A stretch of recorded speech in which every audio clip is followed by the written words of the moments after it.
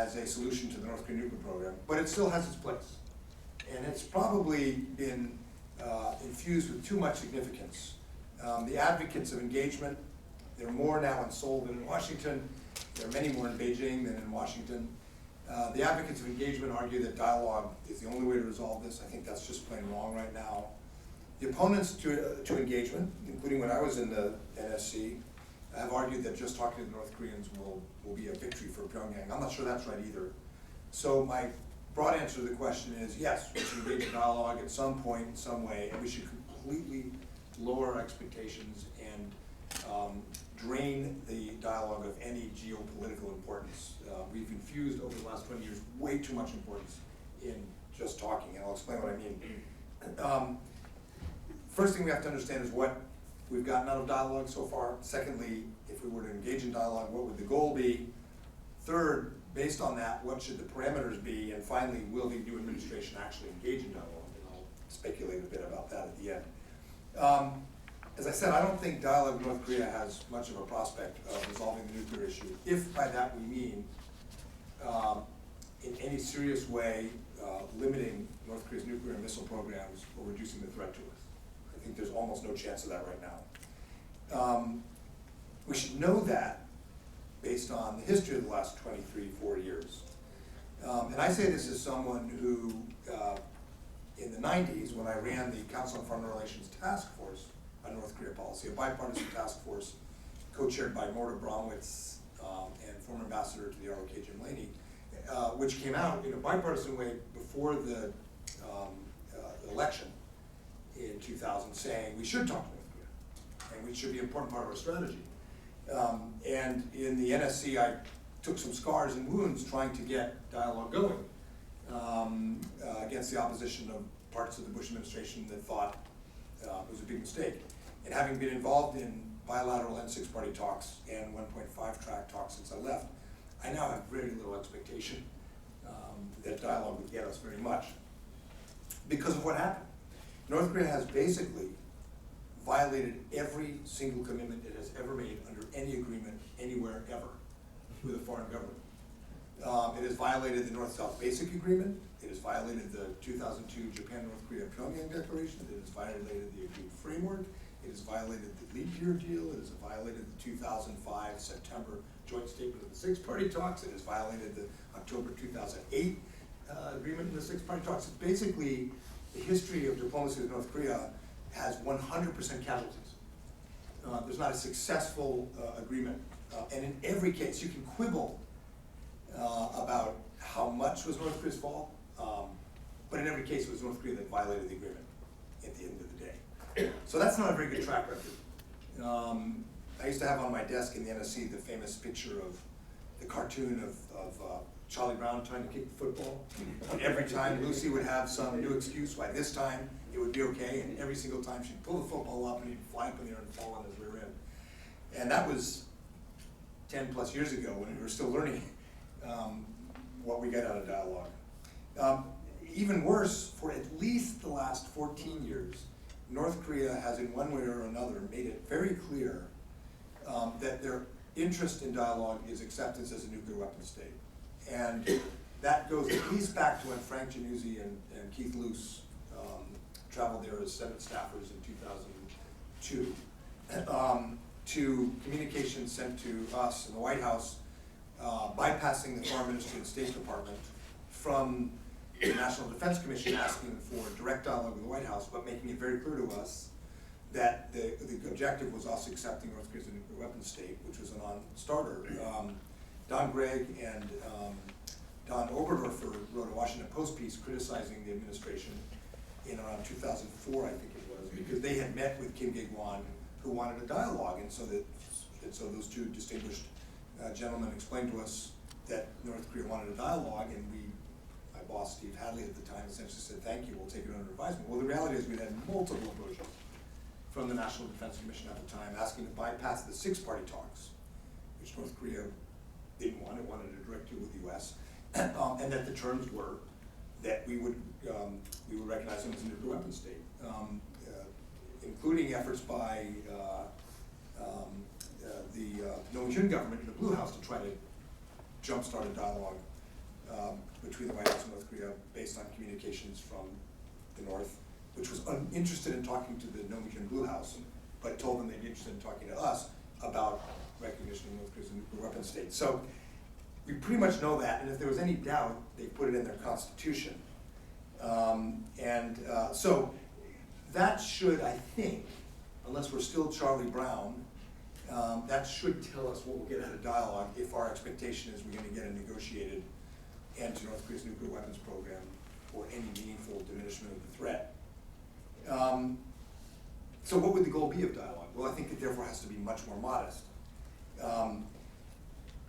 Could we negotiate a freeze on, for example, the Yongbyon program in exchange for sanctions lifting? Maybe, but it's pretty clear that right now that's not what Pyongyang's interested in, and even if they were, it would be a temporary agreement, which would convey to the North Koreans enormous legitimacy. It would be premised on lifting sanctions, and we know from history that the North Koreans would then up the ante once they had continued improving their unmonitored and unfrozen programs for HEU and missiles and other areas. Could it be a peace treaty? Yeah, the North Koreans are somewhat interested in a peace treaty. Lee Gun, when he was one of the chief negotiators, told us during the three-party talks in 2003 that were the interim stage before we went into six-party talks, that the North Koreans had studied peace agreements, the peace treaties, and non-aggression treaties. The Foreign Ministry did a detailed study in Pyongyang of the Nazi-Soviet peace treaty, a non-aggression pact, and the Soviet-Japanese non-aggression pact, and they pretty much concluded that every one of these was violated at some point and had no meaning, and they weren't interested. But peace treaty is useful to them because it legitimized, the cost would be legitimizing the nuclear weapon status and reducing sanctions. But no U.S. administration is going to go for that. It's just not going to happen. Could we negotiate some return to the six-party talks? That's what the State Department for years was trying to do under President Obama. They couldn't go back to the six-party talks as if North Korea hadn't cheated, as if North Korea had been more or less complying with the September 2005 agreement not to develop nuclear weapons and missiles, as if North Korea hadn't defied a series of Security Council resolutions with ballistic missile and nuclear tests. You couldn't just go back and pretend that hadn't happened. It'd be like you're playing football, and during halftime, when your team goes into the locker room, the other team went on the field, and then move the football down to your 1 yard line. And then the North Koreans say, okay, we're ready to play again. You can't do that. So any kind of temporary freeze, peace treaty, I just don't think either A, North Korea is interested, or B, it would be possible on terms that would be in any way acceptable to a Republican or Democratic administration or a Republican or Democratic Congress. So what would the goal of talks be for the foreseeable future under Kim Jong-un? Well, we don't know much about North Korea, and we do learn something from these talks. For example, in October 2002, we learned that they had an HEU program. We were pretty sure they did, but we learned in fact they did. So just in terms of understanding more about the regime and what's happening, there's value. There's value in terms of communicating clear signals. Right now, much of the communication goes through Beijing. The Chinese clearly spin the ball to be as positive as possible to try to get bilateral US-DPRK talks going. That can be very misleading and dangerous, in fact. I think a very clear communication of our bottom line is potentially useful.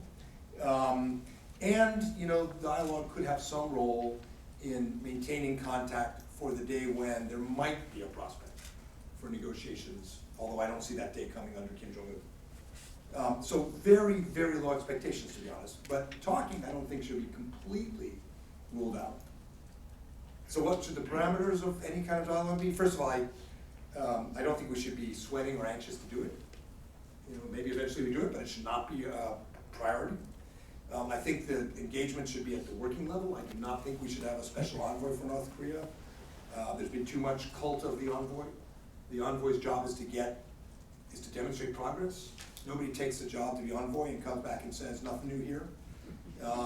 So it should be career diplomats through the New York Channel or intelligence officers possibly, but it should be done by people whose career doesn't hang on demonstrating they're making progress. There should be absolutely no payment of any kind in any form. There's actually a dishonorable history for the U.S. over the years paying for talks. timing aid to the resumption of talks, ending sanctions on Banco Delta Asia and returning the money to Banco Delta Asia in order, as Chris Hill said in Singapore, I think it was, in 2007, in order to resume the talks. Paying for heavy fuel oil, returning BDA money, none of that. There should be no payment for talks. There should be absolutely no change in the current thrust of US, ROK, Japan, and even Chinese North Korea policy, which is imposing a cost for their blatant and repeated violation of every agreement we've ever had and every Security Council resolution on North Korea in the last decade. So that narrows pretty much what's possible, and that's okay. I don't think we should sweat that. It will come when it's possible, and that's because at this point dialogue is a tactic. It's a tool in our kit, and it's frankly the least important and least productive tool, but not one we should throw away. Will the next administration engage in dialogue? I think under Lee Myung-bak and Park Geun-hye, the Bush and Obama administrations have become quite comfortable following Seoul's lead. In December 2017, maybe that attitude will change. We'll see what happens in South Korea's election, but that will be the instinctive position, I think, of the US administration. I know the Korean press is very much lighting up and excited about the recent second track dialogue in Kale, was it? I think personally that has absolutely no impact at all on what the next US administration is going to do. Because the North Korean position is clear. And I don't see a Clinton or Trump administration being eager to rush off and talk to North Korea. I know Donald Trump said as candidate he would meet personally with Kim Jong-un. I suppose if he wins, anything's possible, but I'd be very surprised if people like Mike Pence or Bob Corker or others around him thought that was a good idea and set it up. So that's sort of where we are. It's not very satisfying. So someone's going to ask me, well, great, how do you solve the North Korean nuclear program? Well, the answer is we don't. And I think that's the reality we have to face. We don't solve the North Korean nuclear program, not until there's unification. And so we're at a second best set of options. One in which we are trying to reduce the damage of the nuclear program, reduce the risks to us, restore deterrence, credibility of the American extended deterrence, and keep pressure on North Korea, interdict North Korean programs so that it slows down and makes more difficult their development of ballistic missiles, nuclear weapons, and also puts in place the beginning of a network so that when North Korea does start to collapse, we have some chance of catching outward proliferation, and of keeping pressure on China, frankly, to close the loopholes in current sanctions, such as the coal exports and other so-called livelihood exemptions for the North Korean people. That's not going to involve a lot of dialogue.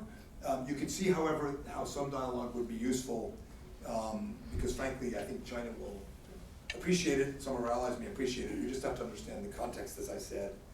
And for some time now, I think the focus is going to be on maintaining pressure, but not with the immediate expectation that North Korea will give up its program, but rather to limit the damage, limit the program, set the stage for, if not a negotiated settlement somewhere down the road, a situation where Kim Jong-un cannot use the international community to sustain his regime. Now, I give this a very high chance. There is a faint possibility, because I've seen this even with conservative Republicans, there's a faint possibility that keeping this kind of pressure on North Korea will become politically unpleasant and difficult for a US administration or a Korean administration that's simultaneously dealing with ISIS, Russia, Iran, and so forth. So there's always the danger that some dialogue will be a temptation.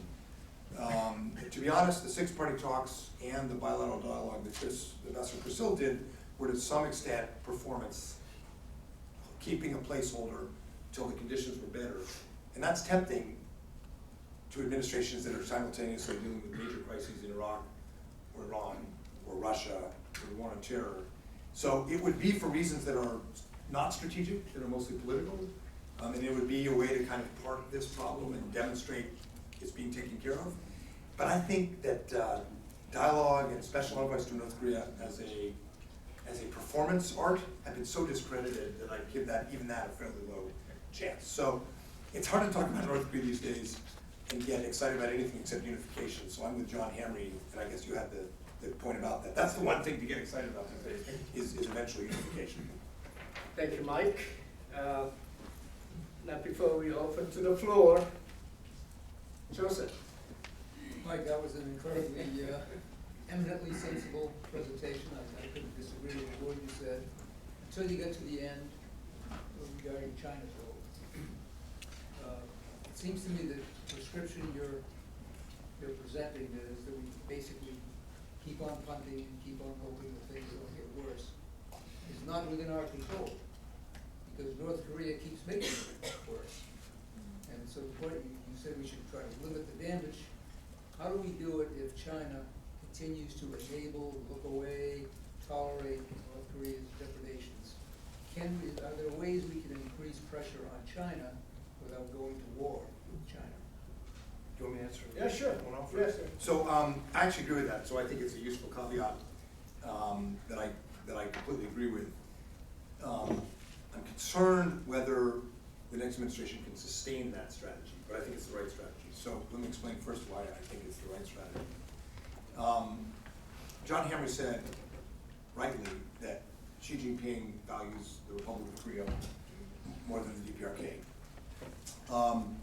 The problem is that Beijing thinks, I believe, and I believe this based on a lot of 1.5 track and second track dialogue I've been involved in with Chinese counterparts on the future of the Korean Peninsula. Sort of honest discussions, not about the tactics of diplomacy or sanctions, but sort of where does this all go? Strategic planning, big picture. And fairly consistently,